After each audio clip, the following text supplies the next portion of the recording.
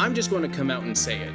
Nintendo is one of those rare game development studios that has more game franchises than they honestly know what to do with. Some, like Mario, Zelda, and Pokemon, are obvious and rather easy cash cows to milk for a seemingly endless wealth of games. Then there's franchises that Nintendo doesn't really know what to do with, and they just seem to make it harder on themselves than they really need to when cooking up new ideas for those games. F-Zero is a perfect example that falls into that latter category. While there's been 2 handheld releases on the Game Boy Advance since then, F-Zero hasn't gotten a proper sequel since F-Zero GX came out on the GameCube in 2003. There doesn't seem to be a Nintendo Games Conference that goes by without a small contingent of F-Zero fans hoping for an announcement for a new entry in the premier anti-grav racing game series. And who can blame them? I'm sure there's more gamers today that only know the titular character of F-Zero, Captain Falcon, is that one Super Smash Bros. Fighter with the strong Falcon Punch. Hell, it's the reason why I foolishly didn't buy a Nintendo Switch back in 2017,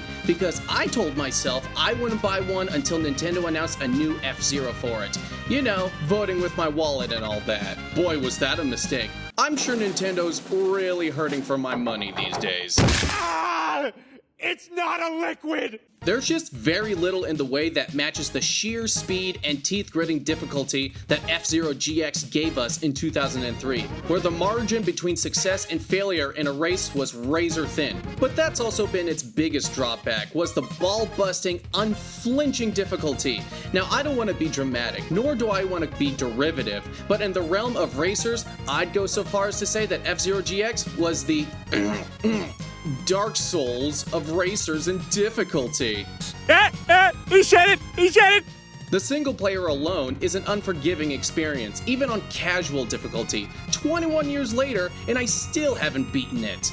Yet I still play the Grand Prix from time to time because of the thrill of that difficulty and sheer speed, being locked in with intense focus as you try not to play bumper cars with 29 other racers, managing your limited energy levels like the precious resource that it is, while trying not to fly off the racetrack on your way to make it to first place. There is no earthly way of knowing which direction we are going.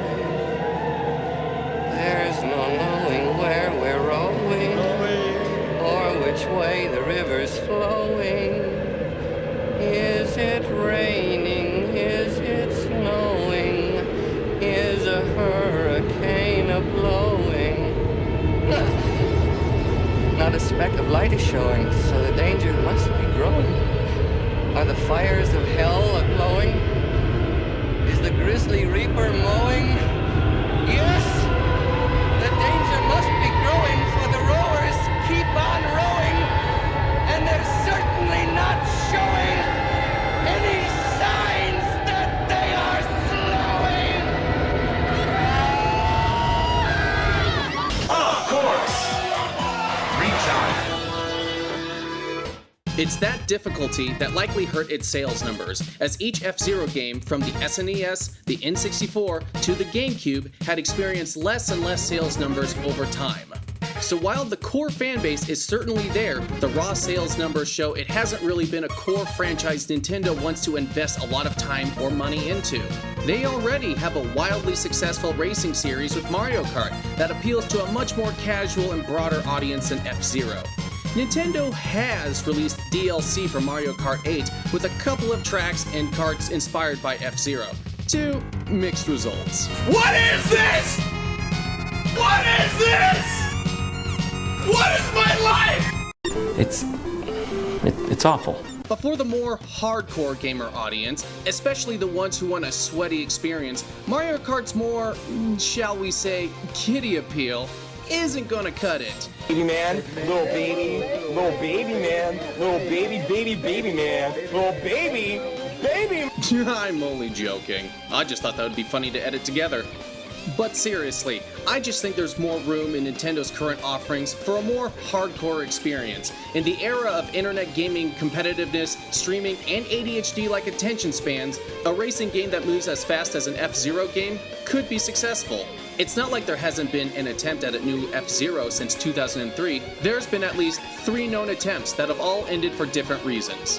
F-Zero GX's lead developer, Toshiro Nagashi, who had great ideas for a sequel, but since the game only sold half of what F-Zero on the Nintendo 64 sold, his ideas were scrapped.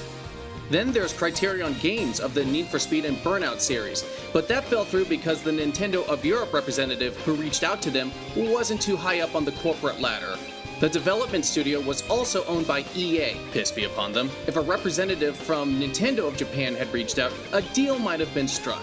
Finally, a small game studio called Chuhai Labs, led by famed former Nintendo programmer Giles Goddard, who worked on the original Star Fox, Super Mario 64, and others. His studio came up with an F-Zero prototype with super realistic physics, but that was ultimately rejected too. Nintendo has this strange fixation on innovation with their games, and never doing the same thing twice. This has led to some very creative and inspired works, and is one of the reasons Nintendo is such a beloved and renowned name in video games. But it's also led other game series, like F-Zero, to go literal decades without anything new, because if they can't find a new and novel way to spin the game's existing formula, then they'd rather focus on new ideas. People, like myself, might say, just give us updated graphics, new maps, new racers, online multiplayer, and a track editor. Isn't that enough? But, to play devil's advocate on Nintendo's behalf, that's essentially what they've done with every new game in the series since the original.